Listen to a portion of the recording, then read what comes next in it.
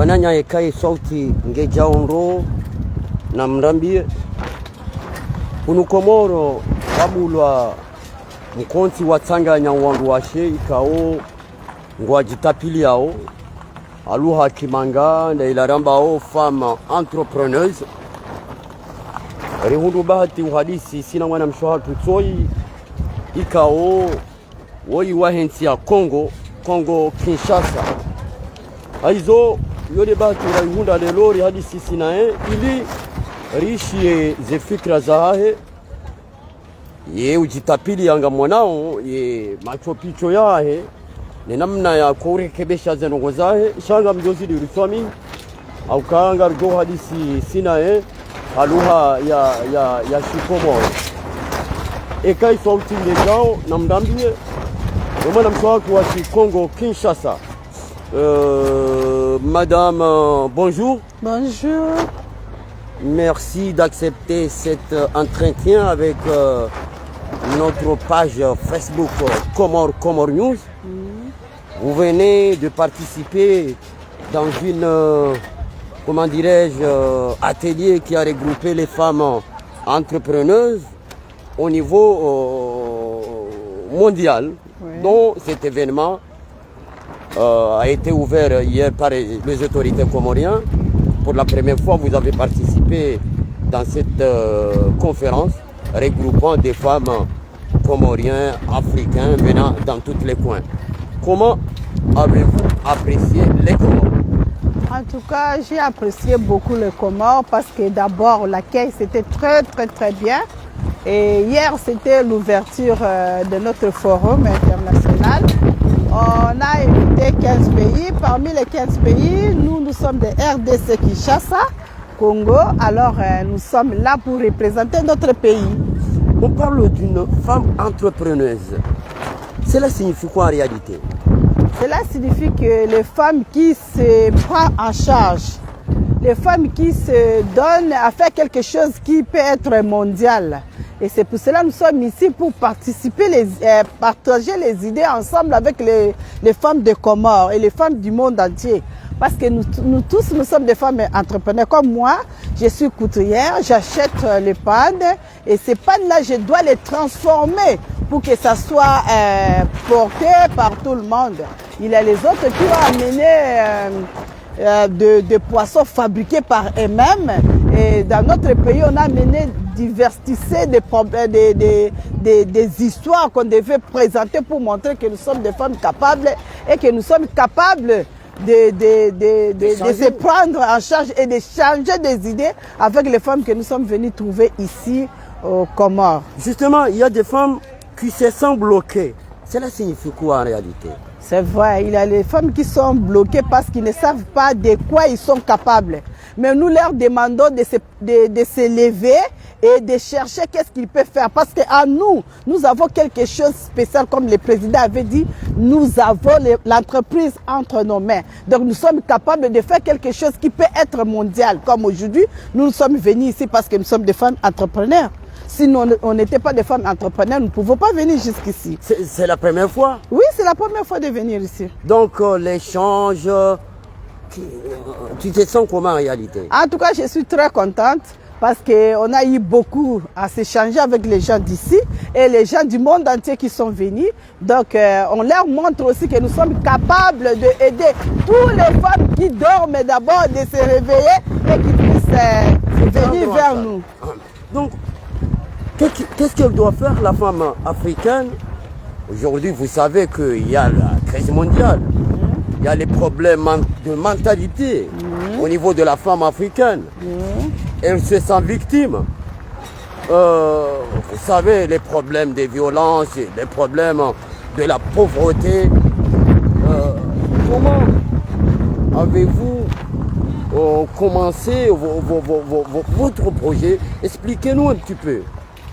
Bon, pour ce qui me concerne, moi je suis couturière comme j'avais dit. Avant de commencer, il faut d'abord commencer par quelque chose. Moi je vais commencer d'abord pour la première fois acheter une machine. Et cette machine-là, moi-même j'ai commencé à coudre. Après j'ai pris des autres femmes qui ne fait rien, que je puisse leur montrer comment ils pouvaient devenir des entrepreneurs plus tard. Et j'ai déjà aidé aussi beaucoup de femmes qui sont devenues des entrepreneurs aujourd'hui, grâce à ce que moi je suis capable de leur donner. Et je demande aux autres femmes, là, ce que toi tu es capable de faire, ne laisse pas ça seulement pour toi-même. Fais ça, que ça soit étendu partout et cherchez aussi les autres personnes qui pouvaient t'aider pour que nous soyons nombreux. Qu'est-ce qu'ils doivent faire les pays africains pour soutenir les femmes actuellement? En réalité, qu'est-ce qu'il y a comme problème? En tout cas, comme vous venez de dire là, il y a des crises, les crises mondiales et que nous les femmes, nous demandons que vous puissiez venir nous aider. Venez là où nous fabriquons nos histoires. Voici que vous êtes capable de nous aider pour que nous puissions aller en avant. Si vous ne venez pas nous aider, ça sera difficile. Et c'est pour cela que nous sommes venus dans le forum aussi pour expliquer, exprimer ce que nous avons besoin. Il y a les gens qui fabriquent les savons, ils ont besoin de machines pour que ça puisse aller vite. Nous qui sommes des couturiers, nous avons besoin de machines industrielles pour que nos activités soient industrialisées partout dans le monde. Et nous voulons aussi que les associés et les gens qui pouvaient nous aider de venir s'investir dans ce domaine, mais le domaine des autres personnes, parce que nous tous, nous avons besoin de votre soutien. Mesdames et messieurs, comme vous le savez, j'ai bien précisé que c'est une femme congolaise. Elle a participé pour la première fois au Comores dans cette conférence regroupant plusieurs femmes venant de 15 pays africains. Et vous avez constaté très bien que la femme a besoin de soutien. C'est parce qu'aujourd'hui nous avons eu l'occasion de rencontrer avec elle pour qu'elle puisse nous expliquer la pauvreté de la femme. Cela signifie quoi en réalité? Bon, la pauvreté de la femme, pour moi, ça signifie l'égoïsme. L'égoïsme? Oui, pourquoi? Parce que les femmes savent beaucoup de choses. Mais quand tu ne te lèves pas pour montrer de quoi tu es capable, tu es égoïste. Ouais. Tu vois? Et nous, comme nous sommes des femmes entrepreneurs, nous n'avons pas voulu rester seules. Nous avons cherché les autres femmes, comme nous sommes des FEFCO. Hein? Nous sommes des FEFCO et grâce à cette association, nous sommes maintenant aujourd'hui ici. Nous sommes nombreux dans nos pays. Pourquoi? Parce que nous voulons que le monde entier sache que nous sommes capables de faire quelque chose. Et c'est pour cela que nous sommes entrés dans le groupe pour qu'on puisse travailler ensemble pour investir. Investir, parce que toi-même, tu ne peux pas arriver à satisfaire tout le monde. Mais avec une multitude de gens que vous êtes, avec l'ensemble de mamans que vous travaillez avec eux, et c'est ce qui va aider que nous tous, nous puissions travailler main à la main.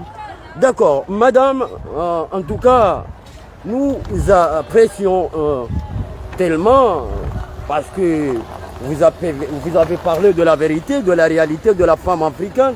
Aujourd'hui, on a constaté que derrière la femme, il y a l'homme quand même. Hein. Oui. Il y a l'homme. Hein. On parle de la violence, mais certains disent que les femmes sont violentes. Tu n'acceptes pas ça? C'est vrai. Bon. Il y a des femmes qui sont violentes quand même. Hein. Bon, personnellement, moi, je n'ai jamais vu, mais souvent, on voit les hommes qui sont des violents. Bon? Oui, je n'ai jamais vu les femmes violentes. Tu insistes et tu persistes? Oui, parce qu'on a vu beaucoup de femmes violées par les hommes, parce que souvent, c'est comme ça.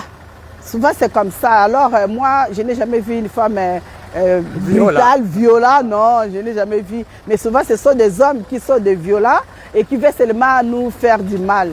Et pour les femmes qui disent que moi je n'ai pas étudié, je ne peux pas élever ma tête pour que je puisse entreprendre quelque chose. Mais je vous demande de ne pas dormir. Réveillez-vous. Commencez à faire même un petit rien là. Entrez dans les associations, entrez dans des formations. Alors ces formations-là vont vous aider. Oui, ça va vous aider. Et le président de votre pays ne vous laissera pas comme ça. Il va vous trouver et les gens qui sont capables de nous aider seront là pour nous aider. D'accord, j'ai bien apprécié votre élément là, parce que vous avez parlé des autorités du continent. Il y a un problème parce que il y a un problème de civisme au niveau de notre continent. Il y a les femmes africaines qui sont à l'extérieur, la diaspora, qui veut investir dans leur pays d'origine. Hein. Donc, mais pour eux, elles se sentent bloquées. Quel est le message qu'avez-vous? aux autorités continentales? Oui, pour moi, je demande à toutes les autorités continentales de ne pas fermer les portes pour les diasporas. Parce qu'ils sont là, parce qu'ils étaient partis avant nous. Ils ont déjà acquis quelque chose de bon, qu'ils pouvaient venir investir dans nos pays. Alors, on vous demande d'ouvrir des portes, de donner les frontières, ouvrir l'opportunité pour qu'ils puissent venir chez nous et investir chez nous. Vous diminuez aussi les taxes. Quand il y a beaucoup de taxes, ils ont peur de venir chez nous investir. Alors, nous vous demandons de ne pas mettre beaucoup de taxes. Laissez d'abord que les gens là entrent. Voyez ce qu'ils sont capables de faire. Et à ce moment-là, vous pouvez voir qu'est-ce que vous pouvez faire pour les soutenir. Sinon, ils ne viendront pas. Merci, madame. Mes chers amis, chers téléspectateurs de Comor News, c'est une première pour nous d'y interviewer cette belle femme très gentille. Elle est minome encore, hein, n'est-ce pas? Et puis, c'est une fierté de notre continent quand même. Aujourd'hui, madame, il y a un scandale mondial. Tu as parlé de Patti Pota, Dubaï, les femmes africaines, tu as entendu un peu là? Oui, j'ai déjà entendu parler de cela. Oui. Mais moi, je ne suis pas... scandale, hein? Ouais, moi, je ne suis pas content d'eux.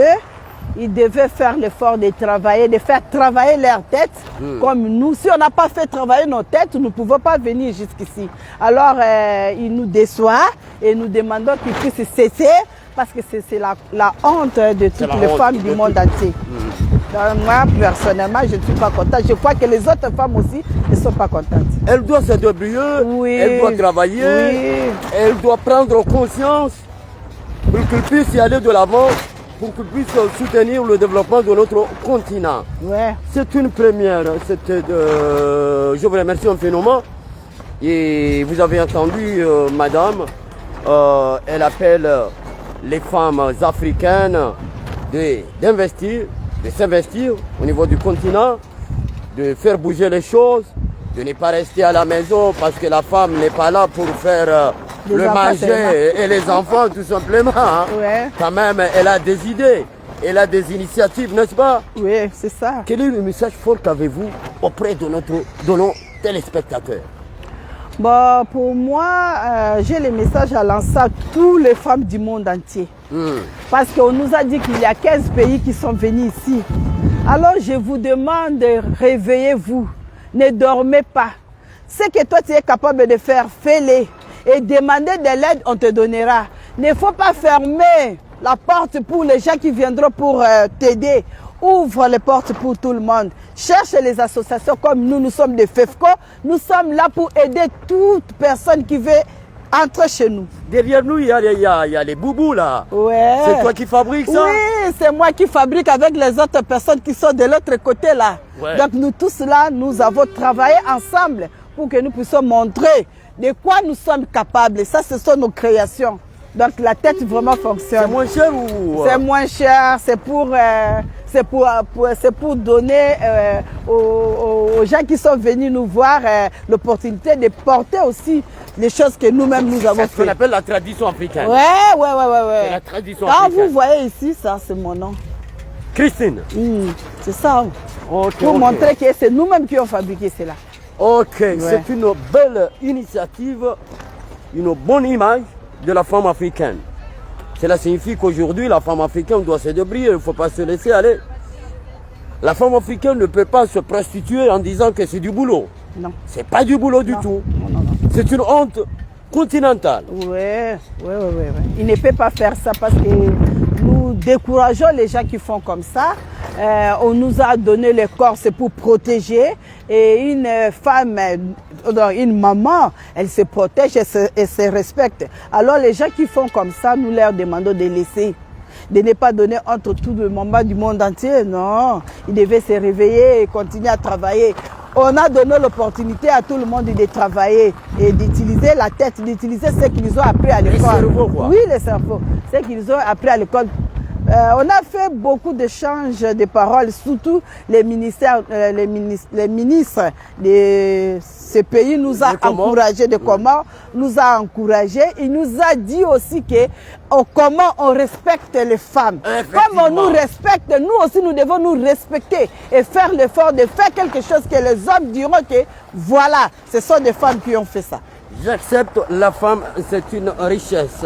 Comme vous venez de témoigner, Madame Christine, une femme congolaise qui a participé pour la première fois dans cette grande conférence regroupant des femmes venant de 15 pays africains. Elle est congolaise, elle est gentille. Elle a accepté de cet entretien pour qu'il puisse s'exprimer un petit peu et soutenir, ouvrir les yeux aux femmes africaines. Vive la République démocratique du Congo, oui. Vive les Comores, oui. Et vive le continent africain. Oui, oui, oui, c'est ça vraiment, mais nous voulons que les liens qui unissent entre Congo et Comores soient soudés. On a besoin de vous au Congo, vous avez besoin de nous au Comores. Les relations bilatéraux entre les Comores et le Congo, c'est tout à fait normal. Nous venons du même continent. Et encore plus, il ne faut pas oublier que nous sommes du monde swahili. Oui. Parfois, au Congo, on parle un petit peu le swahili, n'est-ce pas? Oui, oui. On a vu aussi Caribou ici, Caribou chez nous là-bas. Au Congo, oui. Caribou.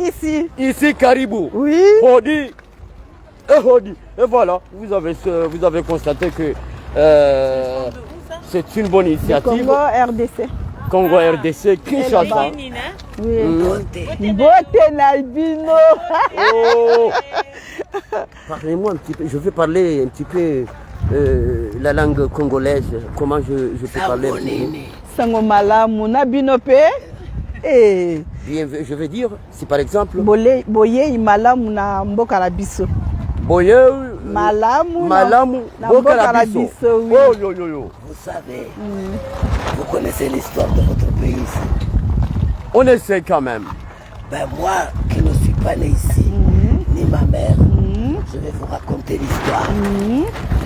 Les premiers habitants qui sont venus aux Comores, ce sont des Zaïrois. Oh, c'est du nouveau ça. Zaïrois. Oui. Ils sont venus à... Comment dire ça? De Tanzanie ou quoi? Ouganda. Dans les côtes. Ils sont venus à Badamadjila Domba. À Badamadjila Domba. Ils ont fait les bangoués. Ils mettaient leurs vaches là. Les bangoués venant de Zaïre. Zaïre. Les Zaïrois. C'est pour ça qu'on mange. Font partie de notre histoire. Ouais, on mange le madaba. On mange le madaba comme les Zaïrois. Saka Saka. Les Saka Saka. On mange les beignets. Les beignets, oui. On est... Moi, I am proud to from there. Quand Je ne suis pas arabe. tu es congolais d'origine. Merci Congolaise. beaucoup. Ma mère, elle a du sang arabe. Mais moi, je refuse. Tu es congolaise. Congolaise. Congolaise. Merci beaucoup. Merci madame, Vraiment. merci beaucoup d'accepter cet entretien. C'est direct madame, hein, ne t'en fais pas. Hein. Non, non, en tout cas quand on parle des origines, c'est pas mal. Hein, Moi, je suis Ouais, parce que nous sommes tous des Africains, hein, des Africains. Je suis fier d'être africaine. Ok, moi aussi, hein, comme madame Christine. Elle est fière d'être africaine. Oui, je suis fière d'être africaine. Alors, partout là où je passe, je suis fière d'être congolaise. Congolaise d'abord et africaine aussi. C'est ça. Merci beaucoup, chers amis, chers téléspectateurs. Nous remercions madame Christine. Nous remercions madame Christine d'accepter cet entretien. C'est une fierté pour nous. Elle a passé beaucoup de messages dedans. Vous pouvez retourner dans notre interview. C'est magnifique, c'est original et c'est très efficace. Elles vendent des boubous, des sacs. Amenez-moi un sac quand même pour montrer à nos téléspectateurs. Parce que c'est l'artisanat africain. Hein. C'est fabriqué chez nous. C'est fabriqué en Afrique, made in Africa, of Africa. Ouais, Vive à l'Africa. Vive à l'Africa. Vive à Tout l'Africa. ça là, c'est fabriqué Africa. Tout ça là, c'est fabriqué Africa. Vous voyez ça, c'est fabriqué chez nous. Hein? C'est fabriqué chez nous. Donc on a besoin de vous de venir visiter, venir acheter. Et nous sommes là pour vous. En tout cas, nos téléspectateurs ne vont pas qu'on quitte cet entretien parce que c'est très intéressant. Vraiment. En tout cas, je vous remercie infiniment, Madame Christine. Comme j'ai bien précisé, vive la République du Congo et les relations bilatéraux entre Moroni et Kinshasa. Ouais. Merci d'avance. Merci beaucoup. Merci beaucoup. Je vous salue vous tous. Bye. Et bye bye. on se verra plus tard. Plus tard. Le monde n'est pas fini. Non, c'est pas fini. Le monde est large. Oui, c'est large. Oui. Et nous sommes là jusqu'au samedi. Ok, je vais retourner ici. Ça Faut va. qu'on discute un petit peu. M'apprenez de parler Lingala. en lingala. Oui. Parce que je parle un petit peu en swahili, mais en Ouais. lingala. À Lingala maintenant. Ok, Ouais. je vais à l'école. Ma maîtresse, c'est Madame Christine. Je vous Merci remercie. beaucoup.